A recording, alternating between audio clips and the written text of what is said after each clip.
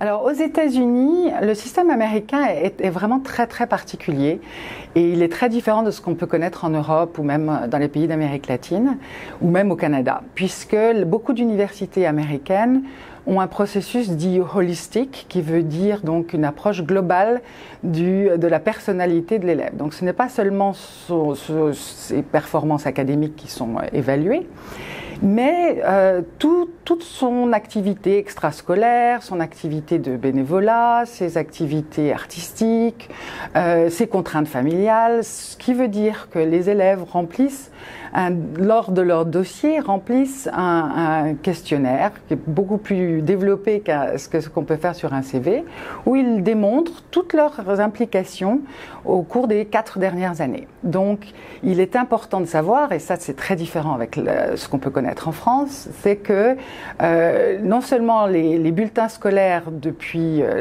comptent depuis la 3e, donc les notes de 3e, seconde, première sont évaluées par les universités, mais également toutes les activités extrascolaires durant ces 3 dernières années sont également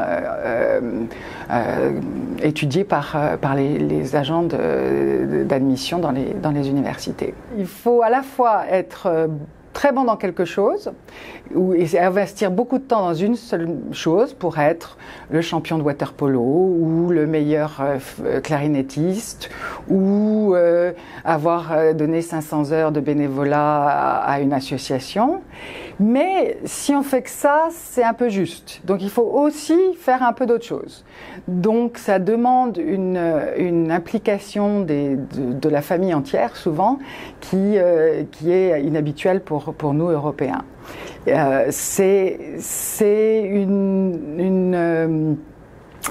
Par contre, l'important, et ça c'est ce que je recommande beaucoup à mes élèves, c'est qu'ils suivent des sujets qui les intéressent. C'est-à-dire qu'il faut qu'ils rendent intéressant ce qui les intéresse eux. Par exemple, ils sont passionnés de jeux vidéo, c'est pas la peine d'inventer de devenir champion d'escrime. Si beaucoup de nos enfants sont passionnés de jeux vidéo, à ce moment-là, ce qui est important, c'est qu'ils puissent peut-être faire un blog sur leurs jeux vidéo, qu'ils puissent en créer un jeu vidéo. Des choses comme ça qui font qu'ils vont ressortir de la masse, entre guillemets, ce qu'en anglais on appelle créer un hook, un espèce de crochet pour que les universités vous repèrent, mais dans le domaine de confort de l'élève, puisqu'il va y passer pas mal d'heures. Donc c'est sûr qu'être champion de natation est une bonne chose. Par contre, si on est juste bon en natation, mais aussi bon dans d'autres choses et qu'on s'y investit et on peut raconter une histoire intéressante autour de ces activités, c'est ça qui compte.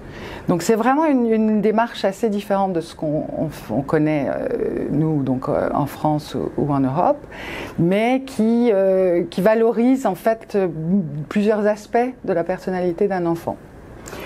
C'est un plus, ce n'est pas suffisamment différenciant pour permettre l'accès aux meilleures universités sur cette base-là, surtout dans la mesure où il y a beaucoup d'élèves qui parlent ici 4, 5 langues et que d'en parler 2 ou 3 est presque banal.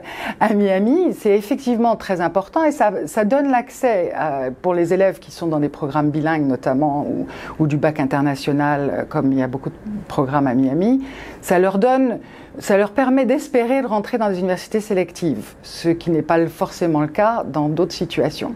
Donc c'est un peu une condition sine qua non, mais pas forcément suffisante pour pouvoir accéder après à des universités très sélectives.